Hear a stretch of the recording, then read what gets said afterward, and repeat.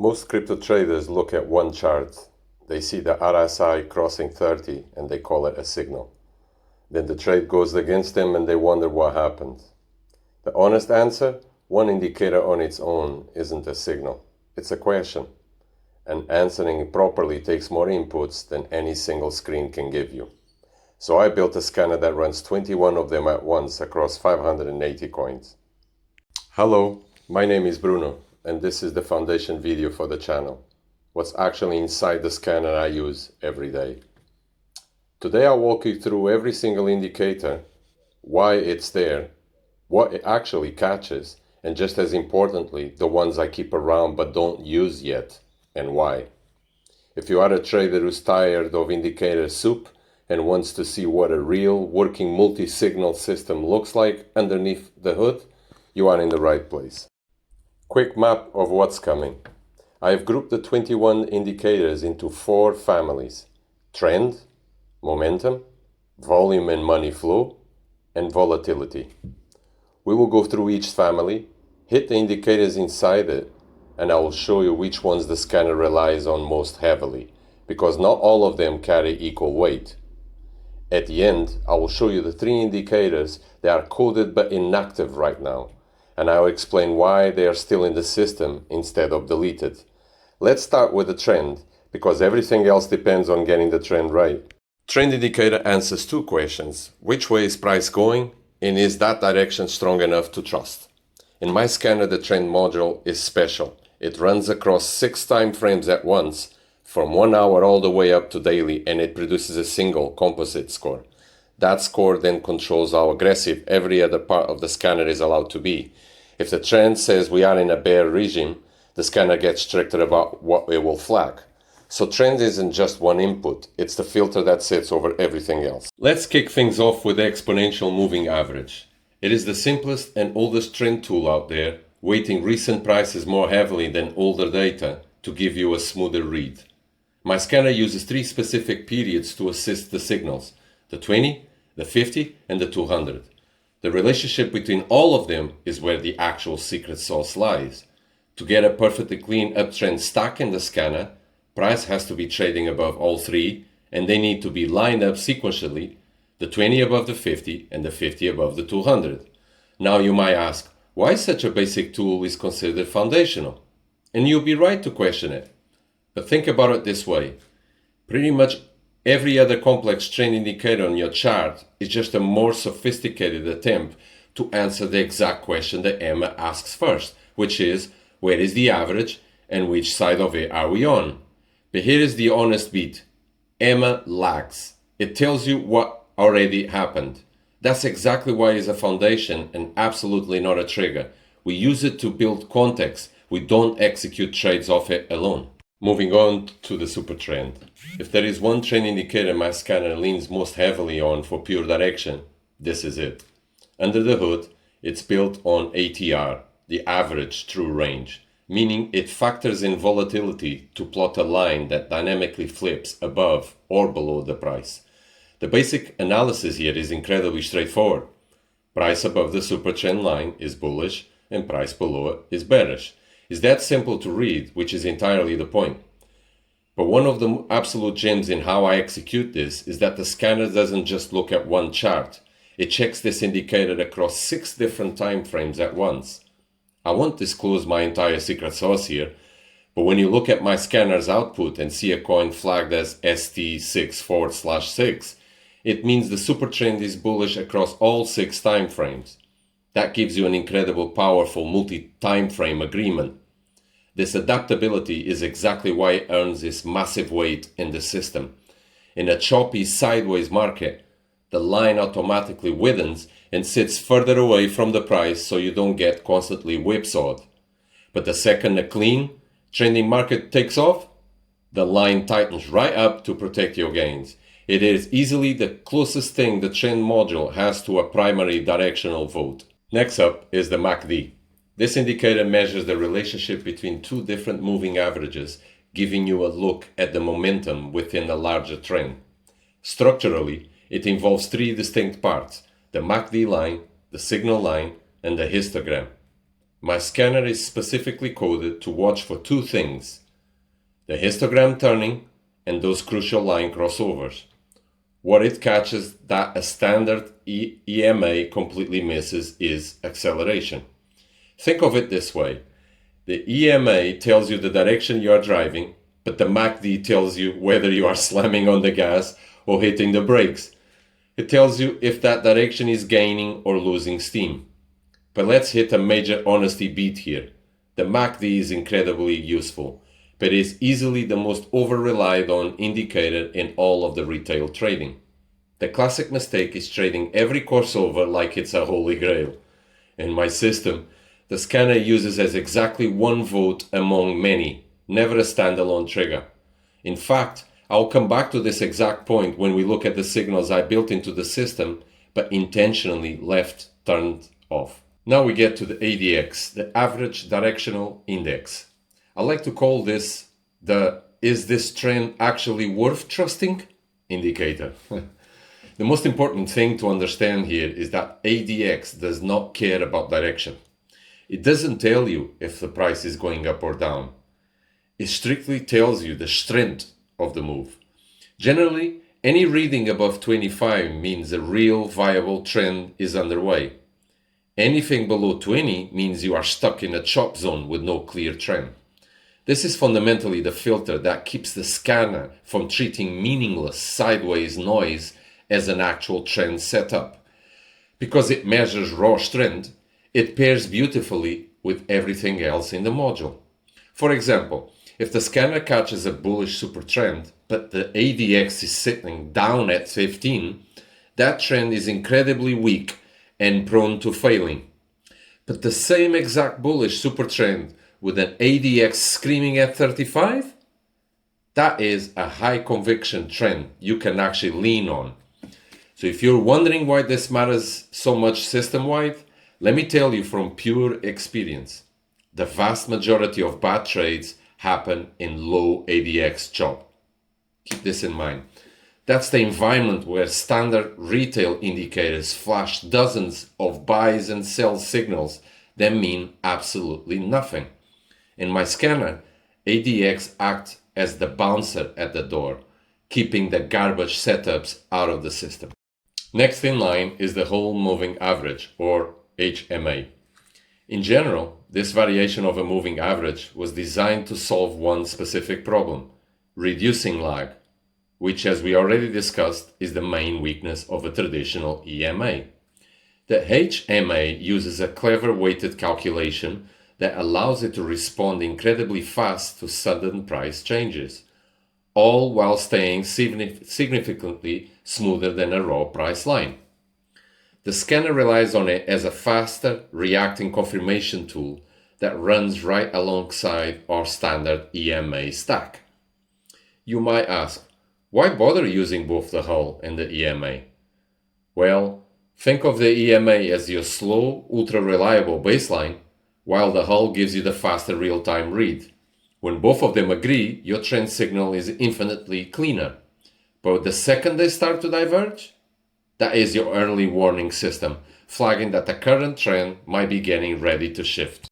Now we hit the most complex trend indicator in the system, but also the most complete one, the Ichimoku cloud. This isn't just another line on the chart, it's an entire framework. It packs support, resistance, direction, momentum, and trend strength, all into a single visual overlay known as the cloud or the Kumo. The way the scanner interprets this structure is incredibly straightforward. Price trading above the cloud is a bullish structure. Price below it, it's bearish. And price chopping inside the cloud is no man's land. Total indecision. You might ask, why I bother including something this visually heavy in the code? The answer is pure validation. When a coin's price is cleanly above or below the cloud across multiple time frames, it delivers one of the highest confidence trends reads you can find. Even better, the cloud actually projects forward in time, showing you exactly where future support and resistance zones are likely to form ahead of schedule. But here is the honest beat on this one. Ichimoku is incredibly intimidating. Most retail traders look at the chart painted with it, panic, and either ignore it completely or totally misuse it. My scanner solves that by stripping out the fluff. It only tracks that one part that actually matters, the price's structural relationship to the cloud, and completely ignores the rest of the visual noise that people get lost in. So that's the trend family. 6 indicators, but they're not equal. The scanner leans hardest on SuperTrend for direction and ADX for whether that direction is worth trusting. Everything else confirms or refines. And here's the thing that ties it all together.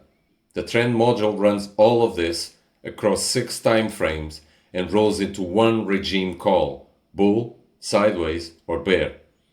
That regime then decides how strict the rest of the scanner is. So when my trend scanner says we are in a bear regime, that's just BTC's 7-day performance talking. But it's worth checking that read against something deeper. And Glassnode published one of the cleanest confirmations this week. Their on-chain data shows Bitcoin's short-term holder cost basis just fell below the true market mean. That structure has only appeared once since January 2022. And it marks late-stage bear conditions, when newer buyers are accumulating below the market's average cost and conviction starts to break down at the larger end. Realized losses are running at 1.35 billion a day. Of that, 770 million is long-term holders capitulating. Cycle top buyers are tapping out. That's exactly the regime my scanner is built to be cautious in. When the on-chain data agrees with the trend score, I tighten conviction thresholds. Single scanner signals don't cut it. I want confluence. If trend is direction, momentum is speed, and more importantly, changes in speed. This is where early signals live. By the time the trend indicators confirm a move, the momentum indicators have usually been hitting at it for a while. My ignition scanner, the one built to catch setups early, leans heavily on this family. The catch is that momentum is noisier than trend, so the whole game here is separating real momentum shifts from random wiggles. Moving into the momentum model, we have to start with the RSI, the Relative Strength Index. It is easily the most famous momentum indicator in the world, and it is simultaneously the most heavily misused. If you open up any basic trading textbook, it will tell you that an RSI reading above 70 means overbought and below 30 means oversold. And that exact piece of advice is precisely where most retail traders completely blow up. Let's hit a massive honesty beat right here.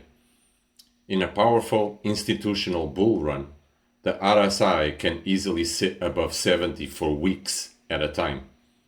Selling a position the exact second it crosses 70 is how you exit your absolute biggest winners way too early and lose a fortune in potential gains. That's why my scanner handles RSI completely differently. Instead of looking at a simple basic line, the code tracks 4 entirely different RSI signals depending on the context. The first one, RSI in zone. This flags that the RSI is sitting in a healthy, strong range without being overextended. Next one, RSI reset. This catches a coin that has pulled back from extreme overbought levels to reset its momentum, which is often your perfect trend continuation setup. Next one is RSI divergence. This is the absolute big one. It triggers when price makes a lower low, but the RSI makes a higher low. That tells you momentum is aggressively improving even though the price is still dropping. It frequently precedes a massive trend reversal by days.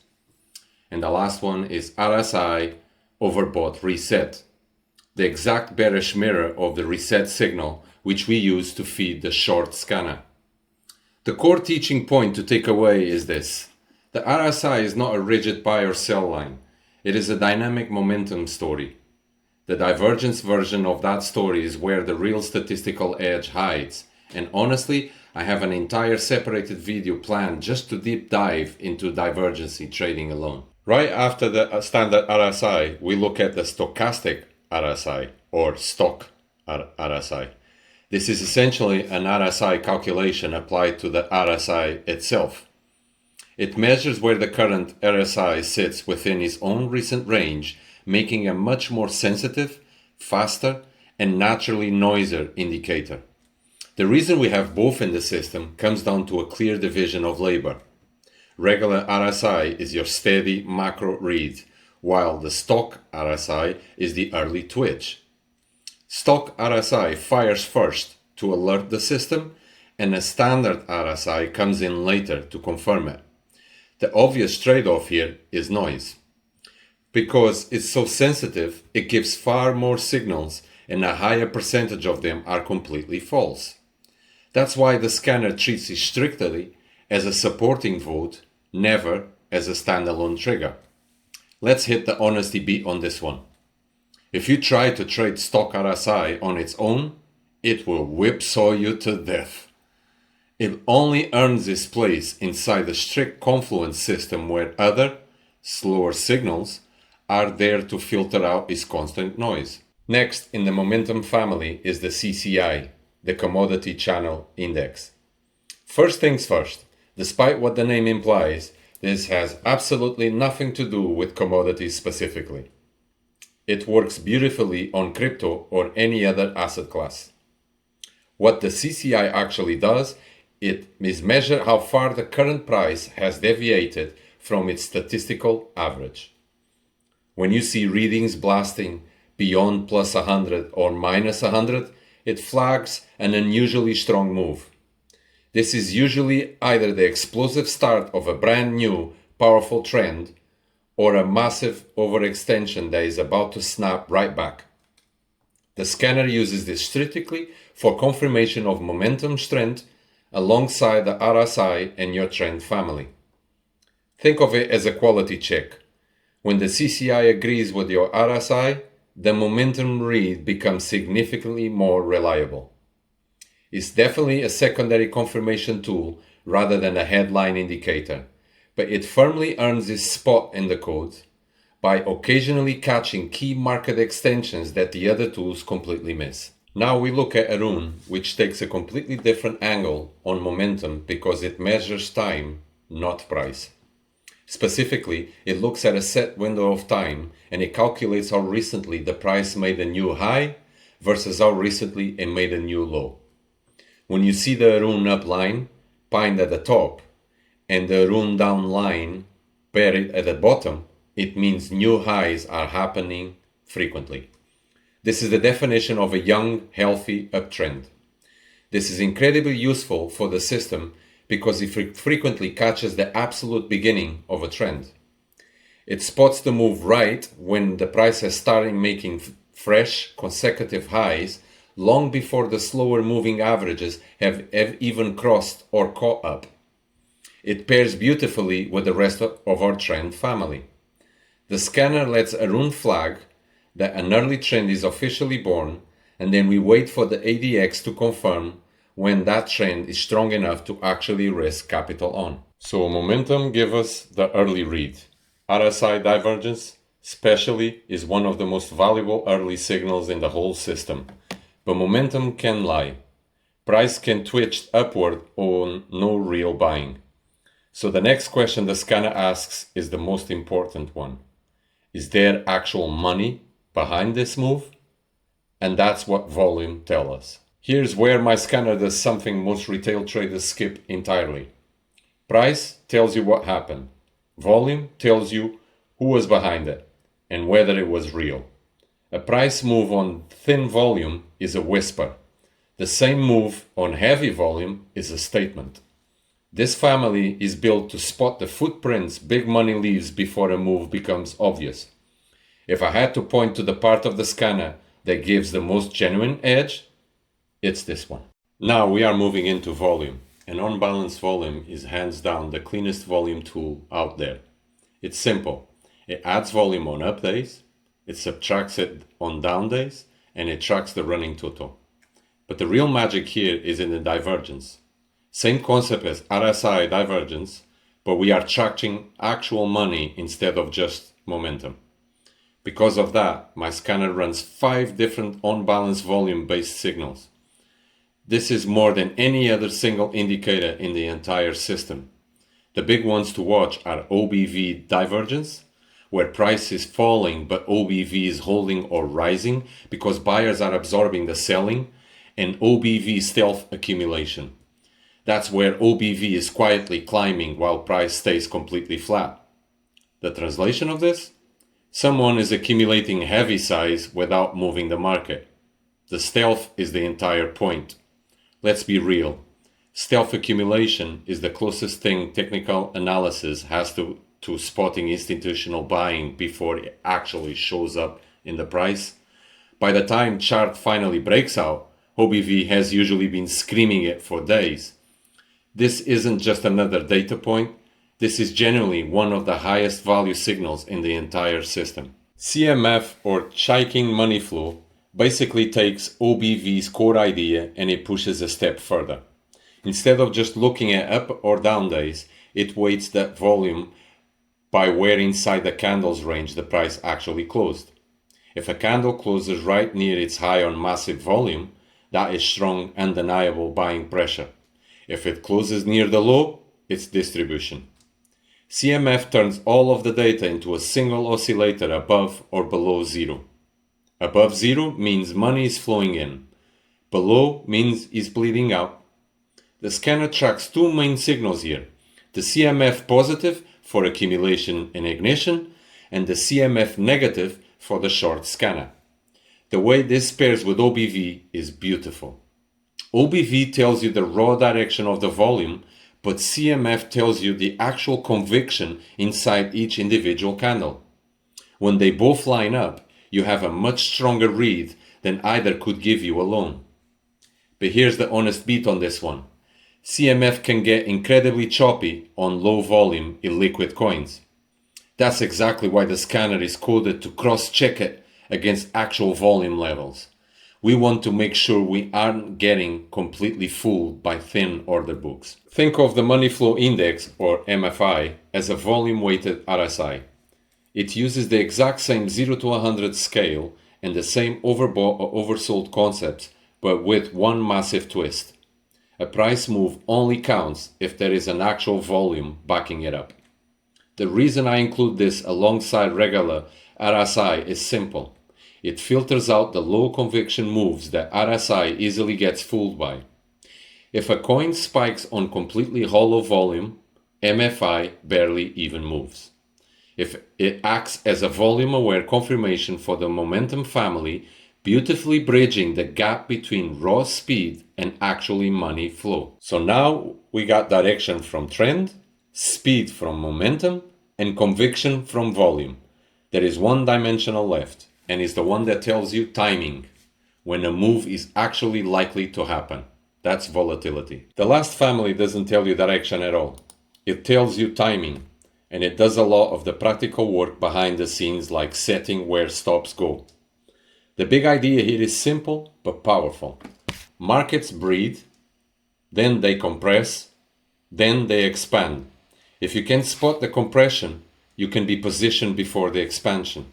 That's the headline setup in this whole section. Now we are moving into volatility, and the average true range, or ATR, is the absolute workhorse of this family.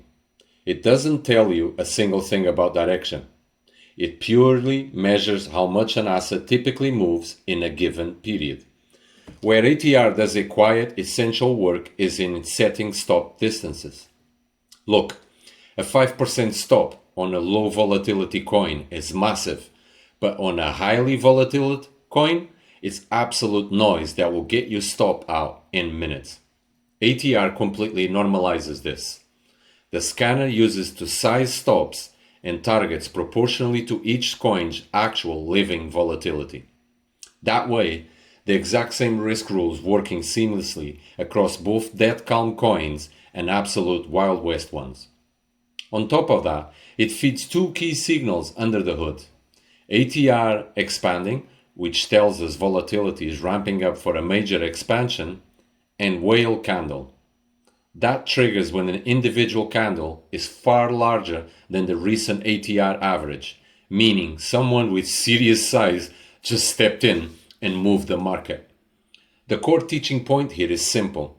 ATR is the unsexy indicator that makes everything else in your system actually practical. Without it, your risk management is just pure guesswork. Now we hit one of the absolute headlines of the volatility module: overlaying Bollinger bands and Keltner channels to track the squeeze. To understand why this works, look at how they are built. Bollinger bands are a moving average with bands set at a standard deviation above and below the price.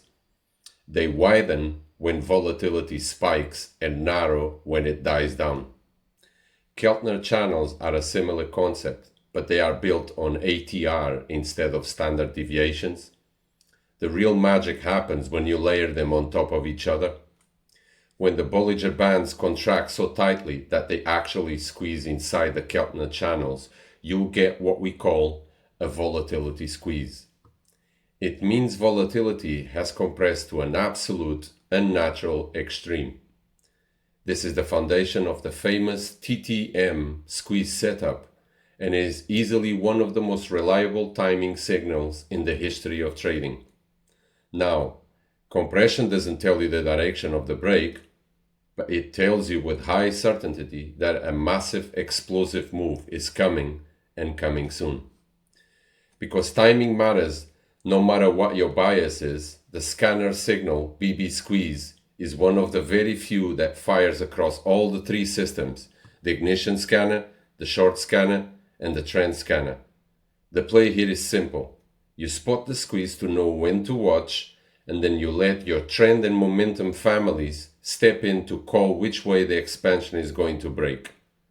Outside of our volume signals, this is generally one of the biggest differentiators in the entire system. Give it the respect it deserves. Next is the Parabolic SAR, which stands for stop and reverse. It simply plots dots above or below the price that flip the exact moment the trend changes direction. At its core, this is primarily a trailing stop and the trend following tool. Those dots give you a clean visual trail to ride the trend and a crystal clear line in the sand for when that trend is officially dead. The scanner uses as a quick confirmation of the trend direction and as a reference point for where momentum has structurally shifted. But here is the honest beat on this one. On its own, Parabolic SAR is an absolute chop machine.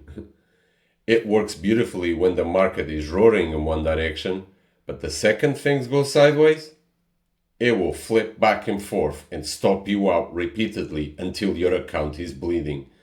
That's exactly why the scanner is coded to only weight the SAR's vote when ADX confirms a real trend is actually alive. And that's all 21 indicators. But I told you at the start there are some I keep around and I don't actually use. So let's just quickly talk about those because it says something about how you build a system that lasts. I told you at the very start of this video that I will be completely honest with you about how this system operates. Of the 21 indicators coded under the hood, 3 of them, DEMA, TEMA, and WMA, are just sitting there entirely unused. They're all variations of moving averages, and the plain truth is that they are just sitting inactive. You might ask why. Because during rigorous testing that I done, these refinements of the EMA and the whole MA simply didn't add enough extra edge to justify the extra computing weight. They didn't tell me anything that my core trend stack wasn't already catching. But I don't delete them. The math is already written, tested, and structurally sound. If I ever want to build a highly specific new signal that needs a triple exponential moving average, it's a 5-minute wiring job instead of an afternoon of starting from scratch. They are capabilities sitting in reserve. Let's just say, look, this is what a real code base looks like. Anyone showing you a perfectly optimized system with 0 spare parts is either lying to your face or they never actually build a system that survived the real market cycle. There is an even deeper layer to this. Beyond those 3 dormant indicators, I have 8 entirely separated signal functions written into the code that are not wired into a single active scanner right now. We are talking functions for ADX trend strength, MACD crossovers, SuperTrend direction, and relative strength versus Bitcoin. Now, some of these are orphans because my trend scanner actually pulls the underlying math directly instead of going through a clunky signal wrapper. But others are generally just staged for future use, built entirely ahead of need. And that brings us to the real lesson of this entire video. You do not build a trading system that is flawless on day one. You build foundational capability, you test what actually works, you wire in what earns its place, and you leave the rest in reserve. The system is alive. It adapts and changes as the data teaches me what it's actually hitting. That is exactly why I built a dedicated signal tracker alongside the scanners. It records every single setup that gets flagged and checks the statistical outcome days later. That way, the decision of what stays wired into my daily trading dashboard is made purely on cold, hard data, not on which indicator sounds the most impressive in a YouTube title. So that's the whole thing. 21 indicators across 4 families, plus the spare parts I keep in reserve. The point I want to leave you with is this one I opened the video with. No single indicator is a signal. The edge isn't in any of these tools.